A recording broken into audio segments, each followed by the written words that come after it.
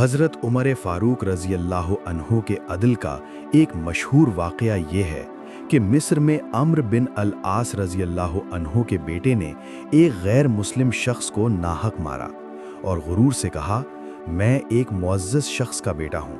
वो मज़लूम इंसाफ के लिए मदीना मुनव्वरा पहुँचा और हज़रत उमर रज़ी अल्लाह अन्हु के सामने अपनी फ़रियाद पेश की।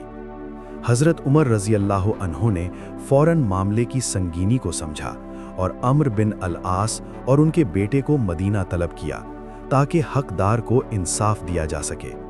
जब वो हाजिर हुए तो हज़रत उमर रज़ी अल्लाह अन्हु ने उस मज़लूम को कोड़ा दिया और फरमाया कि जिसने तुम्हें मारा था तुम भी उसे उसी तरह मारो। उसने बदला लिया। फिर हज़रत उमर रज़ी अल्लाह अन्हु ने अम्र बिन अल आस की तरफ देखकर फरमाया, तुमने कब से लोगों को गुलाम बना लिया, हालांकि उनकी माओं ने उन्हें आज़ाद पैदा किया था।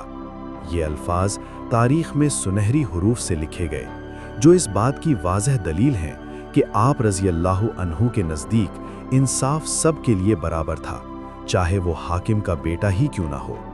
ये वाक़या हमें ये सबक देता है कि हज़रत उमर फ़ारूक रज़ी अल्लाह अन्हु के नज़दीक इंसाफ सिर्फ़ एक कानून नहीं बल्कि एक ज़िम्मेदारी था, जहाँ ना किसी का मकाम देखा गया और ना ही उसकी हैसियत, बल्कि सिर्फ हक़ को तरजीह दी गई। यही वो अदल था जिसने इस्लामी हुकूमत को मजबूत बुनियादों पर कायम रखा और दुनिया के लिए एक मिसाल बना दिया।